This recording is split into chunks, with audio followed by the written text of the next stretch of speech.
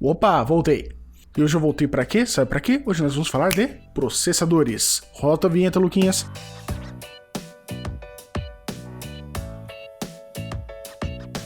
E você sabe o que é interessante do processador? Tudo que você pode imaginar de eletrônicos contém um processador. Desde que seja de uma pulseira, no celular, no computador, numa Smart TV, tudo vai ter um processador. Todos os eletrônicos contêm um processador. Aí você pergunta, por que Ferreirinha tem um processador? Bem, porque o processador é o cérebro, entre aspas, como se fosse o cérebro do... Entre aspas, como se fosse o cérebro de todo eletrônico. Ele que vai processar, daí que vem o nome processador AVA, ele vai processar todas as instruções que ele recebe de fora ou de dentro do sistema. Por exemplo, eu quero dar uma instrução, sei lá, de abrir uma janela aqui, eu vou fazer a instrução tanto no teclado ou no mouse, o processador vai entender aquela instrução, transformar em dados e levar essa instrução para a outra peça que será responsável por essa instrução. Então por isso que ele é muito importante. Na verdade, sem ele nenhum eletrônico existiria. E hoje, basicamente, a gente vai dividir em três tipos de processadores, ARM, X86 e X64, que são as três arquiteturas mais presentes hoje. Começando do ARM, depois do X86 e depois do X64, o ARM hoje é o que ele é mais presente nos dispositivos móveis, tanto em celular, TV, alguns Chromebooks, falando assim, eles têm processadores ARM. E por que eles têm processadores ARM? Eles geralmente são processadores menores, com uma litografia menor. E o que é litografia? Litografia é o tamanho de cada transistor que existe. O transistor, ele nada mais é do que a peça que vai transformar o sinal elétrico num dado. Ou seja, assim, se caso o transistor está aberto, ele vai ser 1, se caso o transistor estiver fechado, ele vai ser 0. Isso é um código binário.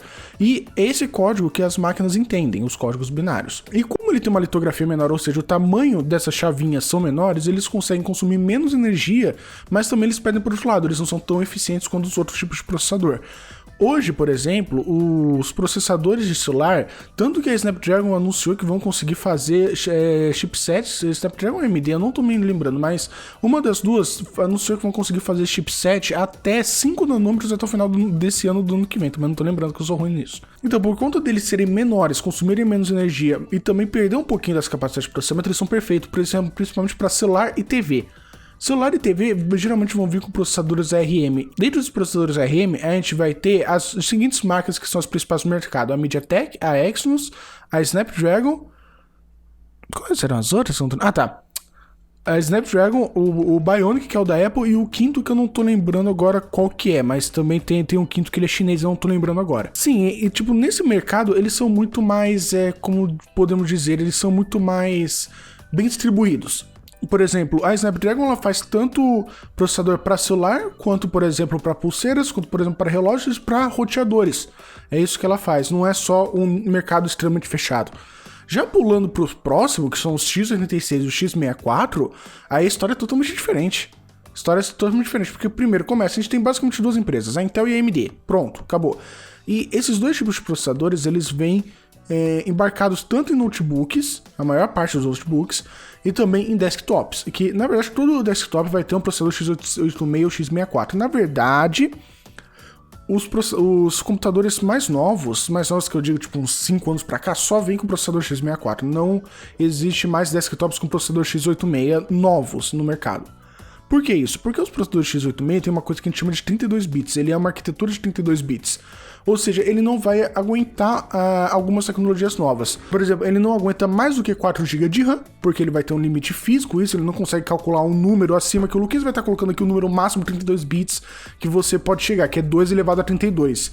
Quando você fala em taxa de bits, é sempre 2 elevado ao número de bits que você está falando. Por exemplo, se for 32 bits é 2 elevado a 32, for 64 elevado a 64, 128, por aí vai. E hoje o mais comum são os processadores x64. E qual que é a grande diferença entre o x64 e o x86? Ele vai aguentar muito mais processamento paralelo. Imagina que um processador de 32 bits, o x86, ele tem só 32 faixas, tipo como se fosse uma pista com 32 faixas. E cada faixa pode andar só 1 bit de cada vez. E imagina que o x64 é um que tem 64 faixas, ou seja, você vai conseguir passar o dobro de bits ao mesmo tempo.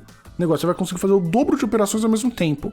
Então, desse jeito, ele vai ser mais econômico, vai conseguir fazer mais processamento e vai entregar um resultado muito melhor. Além do que, ele consegue, tipo, ele é muito mais flexível para as tecnologias novas, como, por exemplo, aumento de memória RAM, NVMe, tipos de memória, por exemplo, hoje a gente está no tipo de memória GDDR6 para placas de vídeo, por exemplo.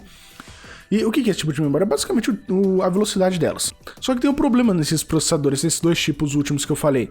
Eles costumam aquecer muito. Por isso que não é viável você colocar um processador x64 ou x86 em dispositivos móveis, porque eles vão esquentar muito, vão consumir mais bateria e não é viável. Tipo, a balança entre potência e consumo fica muito desbalanceada.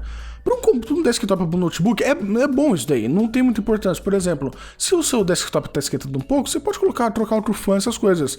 Mas não tem espaço nisso para dispositivos móveis.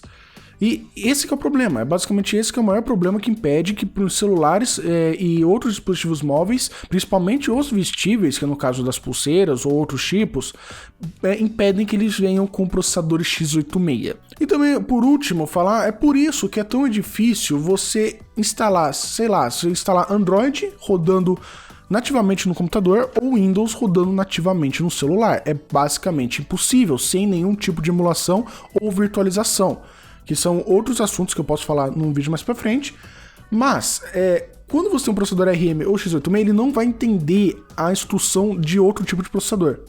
Então você vai ter que virtualizar ou emular esse tipo. O que é virtualizar ou emular?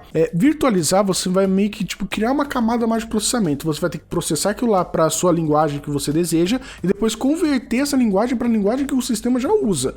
E isso daí fica muito pesado. Não dá tão certo assim você virtualizar uma máquina dentro de outra.